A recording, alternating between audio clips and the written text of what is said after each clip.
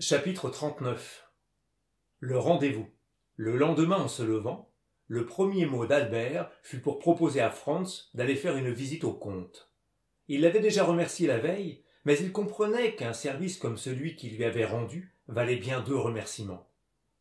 Franz, qu'un attrait mêlé de terreur attirait vers le comte de Monte Cristo, ne voulut pas le laisser aller seul chez cet homme et l'accompagna. Tous deux furent introduits dans le salon. 5 minutes après, le comte parut.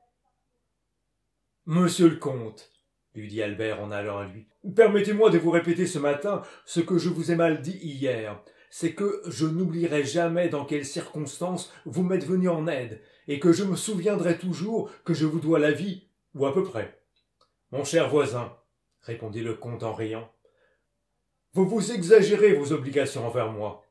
Vous me devez une petite économie d'une 20aine de 1000 francs sur votre budget de voyage, et voilà tout. Vous voyez bien que ce n'est pas la peine d'en parler. De votre côté, ajouta-t-il, recevez tous mes compliments. Vous avez été adorable de sans gêne et de laisser aller. Que voulez-vous, comte, dit Albert. Je me suis figuré que je m'étais fait une mauvaise querelle, et qu'un duel s'en était suivi. Et j'ai voulu faire comprendre une chose à ces bandits. C'est qu'on se bat dans tous les pays du monde, mais qu'il n'y a que les Français qui se battent en riant. Néanmoins, comme mon obligation vis-à-vis de vous n'en est pas moins grande, je viens vous demander si, par moi, par mes amis et par mes connaissances, je ne pourrais pas vous être bon à quelque chose. Mon père, le comte de Morcerf, qui est d'origine espagnole, a une haute position en France et en Espagne. Je viens me mettre, moi et tous les gens qui m'aiment, à votre disposition. Eh bien, dit le comte, je vous avoue, monsieur de Morcerf, que j'attendais votre offre, et que je l'accepte de grand cœur. J'avais déjà jeté mon dévolu sur vous pour vous demander un grand service. Lequel? Je n'ai jamais été à Paris. Je ne connais pas Paris. Vraiment? S'écria Albert. Vous avez pu vivre jusqu'à présent sans voir Paris? C'est incroyable. C'est ainsi, cependant. Mais je sens comme vous qu'une plus longue ignorance de la capitale du monde intelligent est chose impossible. Il y a plus. Peut-être même aurais-je fait ce voyage indispensable depuis longtemps, si j'avais connu quelqu'un qui pût m'introduire dans ce monde où je n'avais aucune relation. Oh, un homme comme vous? S'écria Albert. Vous êtes bien bon, mais comme je ne me reconnais pas moi-même d'autre mérite que de pouvoir faire concurrence comme millionnaire à monsieur Aguado ou à monsieur Rothschild, et que je ne vais pas à Paris pour jouer à la bourse, cette petite circonstance m'a retenu. Maintenant, votre offre me décide. Voyons, vous engagez-vous, mon cher monsieur de Morcerf? Le comte accompagna ces mots d'un singulier sourire. Vous engagez-vous, lorsque j'irai en France, à m'ouvrir les portes de ce monde, où je serai aussi étranger qu'un Huron ou qu'un Cochin chinois? Oh, quant à cela, monsieur le comte, à merveille et de grand cœur, répondit Albert. Et d'autant plus volontiers, mon cher Franz, ne vous moquez pas trop de moi, que je suis rappelé à Paris par une lettre que je reçois ce matin même, et où il est question pour moi d'une alliance avec une maison fort agréable et qui a les meilleures relations dans le monde parisien. Alliance par mariage? Dit Franz en riant. Oh mon Dieu, oui. Ainsi, quand vous reviendrez à Paris, vous me trouverez homme posé et peut-être père de famille.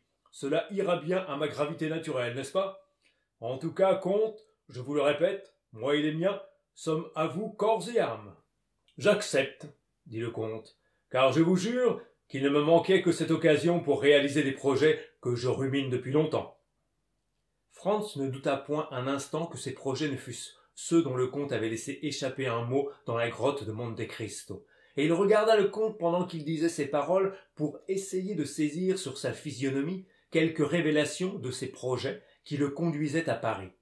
Mais il était bien difficile de pénétrer dans l'âme de cet homme, surtout lorsqu'il la voilait avec un sourire. « Mais voyons, comte, reprit Albert, enchanté d'avoir à produire un homme comme Monte Cristo, n'est-ce pas là un de ces projets en l'air, comme on en fait 1000 en voyage, et qui, bâtis sur le sable, sont emportés au premier souffle du vent? Non, d'honneur, dit le comte. Je veux aller à Paris, il faut que j'y aille. Mais quand cela?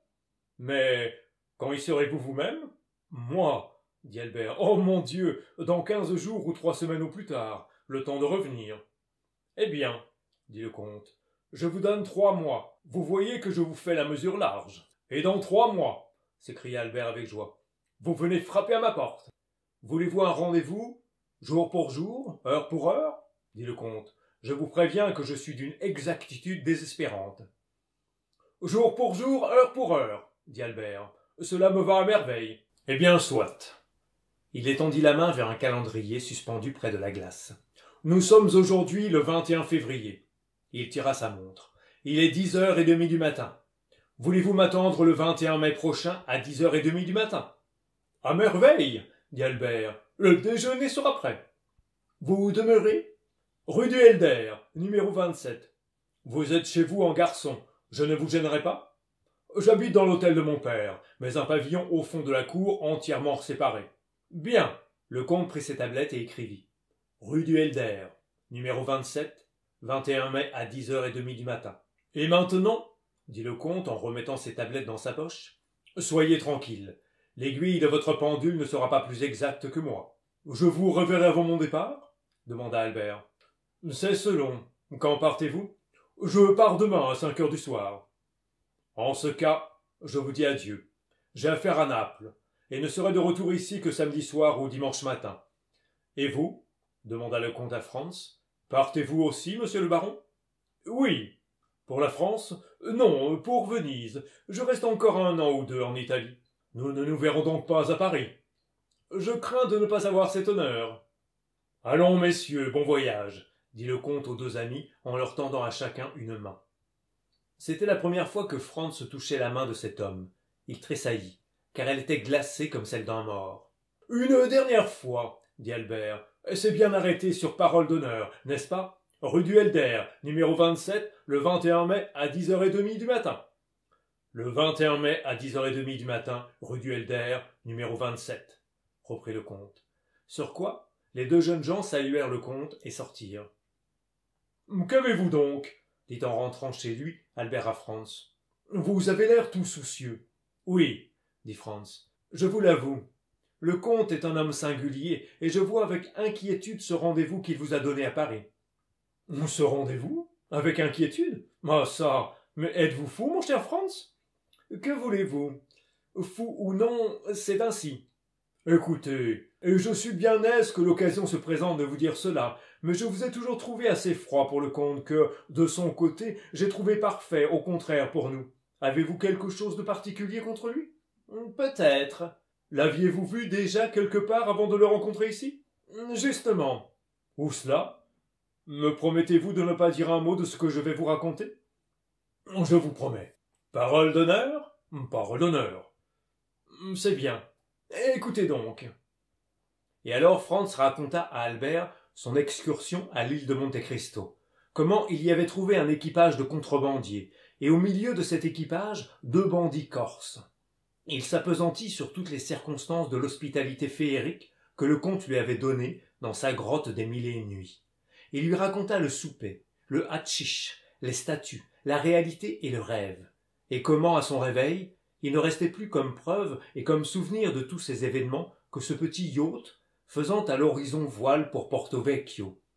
Puis il passa à Rome, à la nuit du Colisée, à la conversation qu'il avait entendue entre lui et Vampa, conversation relative à Peppino, et dans laquelle le comte avait promis d'obtenir la grâce du bandit, promesse qu'il avait si bien tenue, ainsi que nos lecteurs ont pu en juger.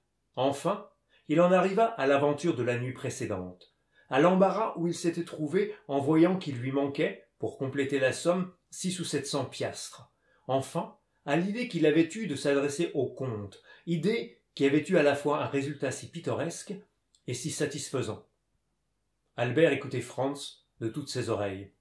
« Eh bien, lui dit-il quand il eut fini, où voyez-vous dans tout cela quelque chose à reprendre? Le comte est voyageur, le comte a un bâtiment à lui, parce qu'il est riche. Allez à Portsmouth ou à Southampton, vous verrez les ports encombrés de yachts appartenant à de riches Anglais qui ont la même fantaisie. Pour savoir où s'arrêter dans ces excursions, pour ne pas manger cette affreuse cuisine qui nous empoisonne, moi depuis 4 mois, vous depuis 4 ans, pour ne pas coucher dans ces abominables lits où l'on ne peut dormir, il se fait meubler un pied-à-terre à Monte Cristo. Quand son pied-à-terre est meublé, il craint que le gouvernement toscan ne lui donne congé et que ses dépenses ne soient perdues. Alors il achète l'île et en prend le nom. Mon cher, Fouillez dans votre souvenir, et dites-moi combien de gens de notre connaissance prennent le nom de propriété qu'ils n'ont jamais eue. Mais, dit Franz à Albert, les bandits corses qui se trouvent dans son équipage. Eh bien, qu'y a-t-il d'étonnant à cela? Vous savez mieux que personne, n'est-ce pas, que les bandits corses ne sont point des voleurs, mais purement et simplement des fugitifs que quelque vendetta a exilés de leur ville ou de leur village. On peut donc les voir sans se compromettre. Quant à moi, je déclare que si jamais je vais en Corse, avant de me faire présenter au gouverneur et au préfet, je me fais présenter aux bandits de Colomba, si toutefois on peut mettre la main dessus. Je les trouve charmants. Mais Vampa et sa troupe, reprit Franz, ceux-là sont des bandits qui arrêtent pour voler. Vous ne le niez pas, je l'espère. Que dites-vous de l'influence du comte sur de pareils hommes? Je dirais, mon cher, que, comme selon toute probabilité, je dois la vie à cette influence, ce n'est point à moi de la critiquer de trop près.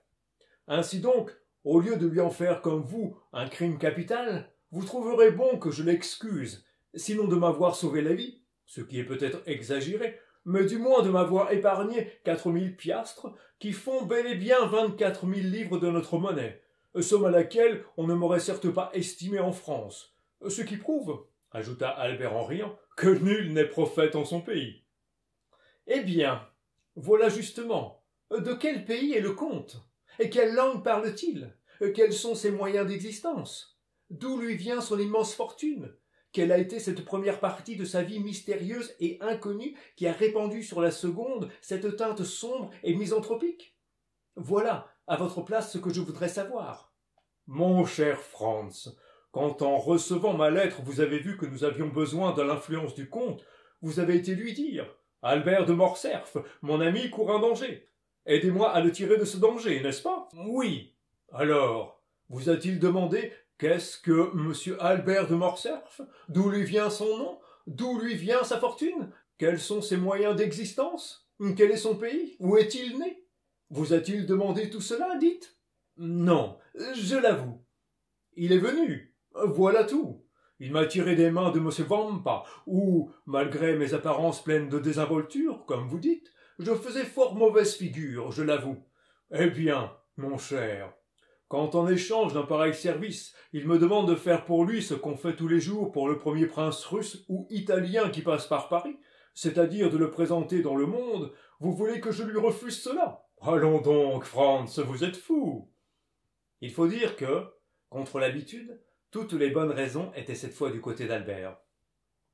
Enfin, reprit Franz avec un soupir, faites comme vous voudrez, mon cher vicomte, car tout ce que vous me dites là est fort précieux, je l'avoue, mais il n'en est pas moins vrai que le comte de Monte Cristo est un homme étrange. Le comte de Monte Cristo est un philanthrope.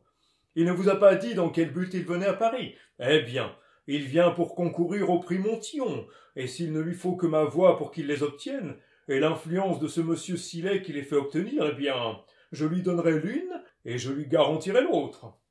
Sur ce, mon cher Franz, ne parlons plus de cela. Mettons-nous à table, et allons faire une dernière visite à Saint-Pierre. Il fut fait comme disait Albert, et le lendemain, à 5 heures de l'après-midi, les deux jeunes gens se quittaient. Albert de Morcerf pour revenir à Paris, Franz d'Épinay pour aller passer une quinzaine de jours à Venise.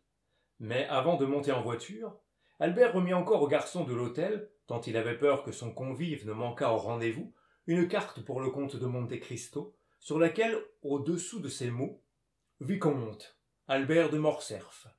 Il avait écrit au crayon « 21 mai, à 10h30 du matin, 27 rue du Helder ».